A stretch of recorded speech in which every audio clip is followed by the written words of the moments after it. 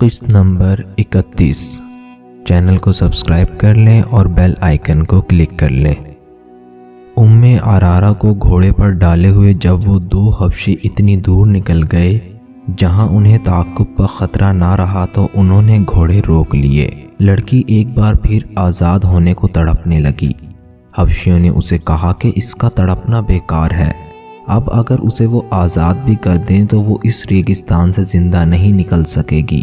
انہوں نے یہ بھی کہا کہ وہ اسے بے آبرو نہیں کرنا چاہتے، اگر ان کی نیت ایسی ہوتی تو وہ اس کے ساتھ وحشیوں جیسا سلوک کر چکے ہوتے۔ عرارہ حیران تھی کہ انہوں نے اسے چھیڑا تک نہیں تھا، انہیں تو جیسے احساس ہی نہیں تھا کہ اتنی دلکش لڑکی ان کے رحم و کرم پر ہے۔ ان میں سے ایک نے جو مارا جا چکا تھا، مرنے سے پہلے اس کے سامنے گھٹنوں کے بل بیٹھ کر التجا بھی کی تھی کہ وہ تڑپ تڑپ کر اپنے آپ کو اذیت میں نہ ڈالے۔ عرارہ نے ان سے پوچھا کہ اسے کہاں لے جایا جا رہا ہے، تو اسے جواب دیا گیا کہ وہ اسے آسمان کے دیوتا کی ملکہ بنانے کے لیے لے جا رہے ہیں۔ انہوں نے لڑکی کی آنکھوں پر پٹی باندھ دی اور اٹھا کر گھوڑے پر بٹھا دیا۔ اس نے آزاد ہونے کی کوشش ترک کر دی۔ اس نے دیکھ لیا تھا کہ یہ کوشش بے سود ہے۔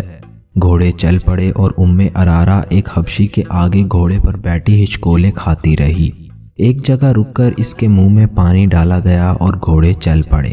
بہت دیر بعد خنکی سے عرارہ نے محسوس کیا کہ رات ہو گئی ہے۔ گھوڑے رک گئے۔ اس وقت تک اس نازک لڑکی کا جسم مسلسل گھڑ سواری سے ٹوٹ چکا تھا۔ دہشت سے اس کا دماغ بیکار ہو گیا تھا۔ اسے گھوڑے رکتے ہی اپنے ارد گرد 3-4 مردوں اور 3 عورتوں کی ملی جلی آوازیں سنائی دینے لگیں۔ یہ زبان اس کی سمجھ سے بالا تھی۔ یہی حبشی راستے میں اس کے ساتھ عربی زبان میں بات کرتے تھے، ان کا لہجہ عربی نہیں تھا۔ ابھی اس کی آنکھوں سے پٹی نہیں کھولی گئی تھی، اس کی تو جیسے زبان ہی بند ہو گئی تھی۔ اسے کسی نے اٹھا کر کسی نرم چیز پر بٹھا دیا۔ یہ پالکی تھی۔ پالکی اوپر کو اٹھی اور اس کا ایک اور سفر شروع ہو گیا۔ اس کے ساتھ ہی دف کی ہلکی ہلکی گونج اور تھاپ سنائی دینے لگی اور عورتیں گانے لگیں۔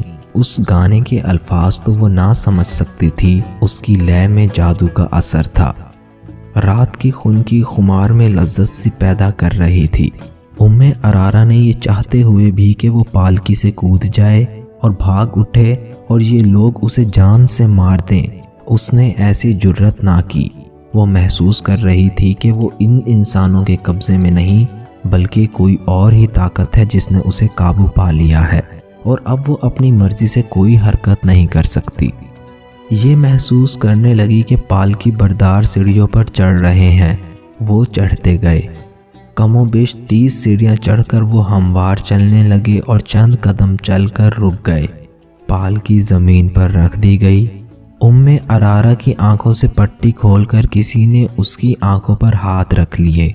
تھوڑی دیر بعد ان ہاتھوں کی انگلیاں کھلنے لگیں اور لڑکی کو روشنیاں دکھائی دینے لگیں۔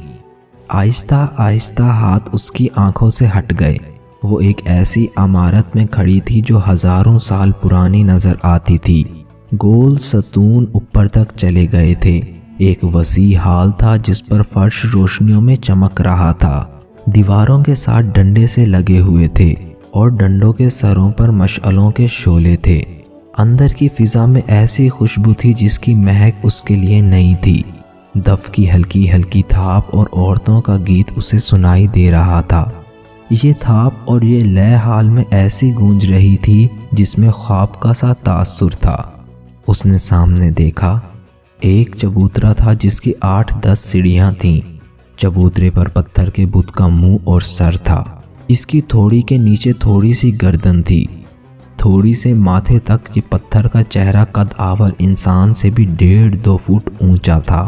منہ کھلا ہوا تھا جو اتنا چوڑا تھا کہ ایک آدمی ذرا سا جھک کر اس میں داخل ہو سکتا تھا۔ منہ میں سفید دانت بھی تھے۔ یوں لگتا تھا جیسے یہ چہرہ کہکے لگا رہا ہو۔ اس کے دونوں کانوں سے ڈنڈے نکلے ہوئے تھے جن کے باہر والے سروں پر مشعلیں جل رہی تھیں۔ اچانک اس کی آنکھیں جو کم و بیش گز گز بھر چوڑی تھیں چمکنے لگیں۔ ان سے روشنی پھوٹنے لگی عورتوں کے گیت کی لے بدل گئی، دف کی تھاپ میں جوش پیدا ہو گیا، پتھر کے منہ کے اندر روشنی ہو گئی۔ لمبے لمبے سفید چوغے پہنے ہوئے دو آدمی جھک کر منہ سے باہر آئے۔ منہ کے آگے 3 سیڑھیاں تھیں۔ ان آدمیوں کے رنگ سیاہ اور سروں پر پرندوں کے لمبے لمبے اور رنگا رنگ پر بندھے ہوئے تھے۔ منہ سے باہر آ کر ایک دائیں طرف اور ایک بائیں طرف کھڑا ہو گیا۔ معاً بعد پتھر کے منہ میں ایک اور آدمی نمودار ہوا، وہ بھی جھک کر باہر آیا۔ وہ ذرا بوڑھا سا لگتا تھا، اس کا چوغا سرخ رنگ کا تھا، اس کے سر پر تاج تھا۔ ایک سانپ جو مصنوعی تھا اس کے دائیں کندھے پر کنڈلی مارے اور پھن پھیلائے بیٹھا تھا اور ایک بائیں کندھے پر موجود تھا۔ دونوں سانپوں کے رنگ سیاہ تھے۔ ارارا پر ایسا رعب طاری ہوا کہ وہ سن ہو کر کھڑی رہی۔ یہ آدمی اس قبیلے کا مذہبی پیشوا پروہت تھا۔ چبوترے کی سیڑھیاں اتر آیا۔ وہ آہستہ آہستہ ارارا تک آیا اور دونوں گھٹنے فرش پر رکھ کر اس نے لڑکی کے دونوں ہاتھ اپنے ہاتھوں میں لے کر چوم لیے۔ اس نے لڑکی سے عربی زبان میں کہا، تم وہ خوش نصیب لڑکی ہو جسے میرے دیوتا نے پسند کیا ہے، ہم تمہیں مبارکباد پیش کرتے ہیں۔ ارارا بیدار ہو گئی۔ اس نے روتے ہوئے کہا، میں کسی دیوتا کو نہیں مانتی، اگر تم دیوتاؤں کو مانتے ہو تو میں تمہیں انہی کا واسطہ دے کر کہتی ہوں کہ مجھے چھوڑ دو، مجھے یہاں کیوں لائے ہو؟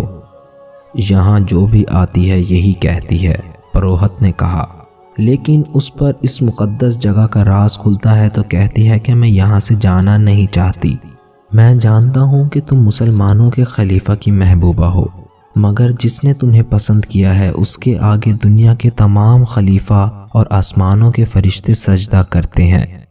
تم جنت میں آ گئی ہو۔ اس نے چوغے کے اندر سے ایک پھول نکالا اور ارارا کی ناک کے ساتھ لگا دیا۔ ارارا حرم کی شہزادی تھی۔ اس نے ایسے ایسے عطر سونگے تھے جو اس جیسی شہزادیوں کے سوا اور کوئی خواب میں بھی نہیں سونگ سکتا تھا، مگر اس پھول کی بو اس کے لیے انوکھی تھی۔ یہ بو اس کی روح تک اتر گئی، اس کی سوچوں کا رنگ بدل گیا، اس کی نظروں کے زاویے ہی بدل گئے۔ پروہت نے کہا، یہ دیوتا کا تحفہ ہے، اور اس نے پھول اس کی ناک سے ہٹا لیا۔ ارارا نے ہاتھ آہستہ آہستہ آگے کیا اور پروہت کا پھول والا ہاتھ پکڑ کر اپنی ناک کے قریب لے آئی۔ پھول سونگ کر خمار آلود آواز میں بولی، کتنا دل نشین تحفہ ہے، آپ یہ مجھے دیں گے کہ نہیں؟ کیا تم نے تحفہ قبول کر لیا ہے؟ پروہت نے پوچھا۔ اس کے ہونٹوں پر مسکراہٹ تھی۔ ہاں، ارارا نے جواب دیا، میں نے یہ تحفہ قبول کر لیا ہے۔ اس نے پھول کو ایک بار پھر سونگا اور اس نے اپنی آنکھیں بند کر لیں، جیسے اس کی مہک کو اپنے وجود میں جذب کرنے کی کوشش کر رہی ہو۔ دیوتا نے بھی تمہیں قبول کر لیا ہے، پروہت نے کہا اور پوچھا، تم اب تک کہاں تھی؟ لڑکی سوچ میں پڑ گئی، جیسے کچھ یاد کرنے کی کوشش کر رہی ہو۔ سر ہلا کر بولی، میں یہیں تھی۔ نہیں، میں ایک اور جگہ تھی، مجھے یاد نہیں کہ میں کہاں تھی۔ تمہیں یہاں کون لایا ہے؟ کوئی بھی نہیں، ارارا نے جواب دیا، میں خود آئی ہوں۔ تم گھوڑے پر نہیں آئی تھی؟ نہیں، لڑکی نے جواب دیا، میں اڑتی ہوئی آئی ہوں۔ کیا راستے میں صحرا اور پہاڑ اور جنگل اور ویرانے نہیں تھے؟ نہیں تو، لڑکی نے بچوں کی سی شوخی سے جواب دیا، ہر طرف سبزہ اور پھول تھے۔ تمہاری آنکھوں پر کسی نے پٹی نہیں باندھی تھی؟ پٹی؟ نہیں تو، لڑکی نے جواب دیا، میری آنکھیں کھلی ہوئی تھیں اور میں نے رنگ برنگ پرندے دیکھے تھے، پیارے پیارے پرندے تھے۔ پروہت نے اپنی زبان میں بلند آواز سے کچھ کہا۔ ارارا کے عقب سے 4 لڑکیاں آئیں، انہوں نے اس کے کپڑے اتار دیے۔ وہ مادرزاد ننگی ہو گئی۔ اس نے مسکرا کر پوچھا، دیوتا مجھے اس حالت میں پسند کریں گے؟ پروہت نے کہا، نہیں، تمہیں دیوتا کے پسند کے کپڑے پہنائے جائیں گے۔ لڑکیوں نے اس کے کندھے پر چادر سی ڈال دی، جو اتنی چوڑی تھی کہ کندھوں سے پاؤں تک اس کا جسم مستور ہو گیا۔ اس چادر کے کناروں پر رنگدار رسیوں کے ٹکڑے تھے۔ چادر آگے کر کے ان ٹکڑوں کو گانٹھیں دی گئیں اور چادر نہایت موزوں چوغا بن گئی۔ ارارا کے بال ریشم جیسے ملائم اور سیاہی مائل بھورے تھے۔ ایک لڑکی نے اس کے بالوں پر کنگھی کر کے اس کے شانوں پر پھیلا دیے۔ اس کا حسن اور زیادہ بڑھ گیا۔ پروہت نے مسکرا کر دیکھا اور گھوم کر پتھر کے محیب چہرے کی طرف چل پڑا۔ دو لڑکیوں نے ارارا کے ہاتھ تھام لیے اور پروہت کے پیچھے پیچھے چل پڑیں۔ ارارا شہزادیوں کی طرح چل پڑی۔ اس نے ادھر ادھر نہیں دیکھا کہ ماحول کیسا ہے۔ اس کی چال میں اور ہی شان تھی۔ عورتوں کا راگ اسے پہلے سے زیادہ طلسماتی اور پرسوز معلوم ہونے لگا۔ پروہت پتھر کے پہاڑ جیسے چہرے کے منہ میں داخل ہو گیا۔ ارارا بھی 3 سیڑھیاں چڑھ کر پتھر کے منہ میں جھک کر داخل ہو گئی۔ دونوں لڑکیاں وہیں کھڑی رہیں۔ ارارا کا ہاتھ پروہت نے تھام لیا۔ منہ کی چھت اتنی اونچی تھی کہ وہ سیدھے چل رہے تھے۔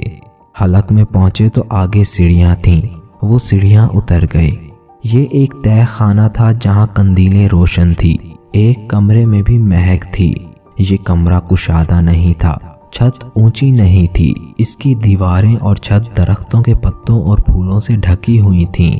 فرش پر ملائم گھاس اور گھاس پر پھول بچھے ہوئے تھے۔ ایک کونے میں خوشنما سراہی اور پیالے رکھے تھے۔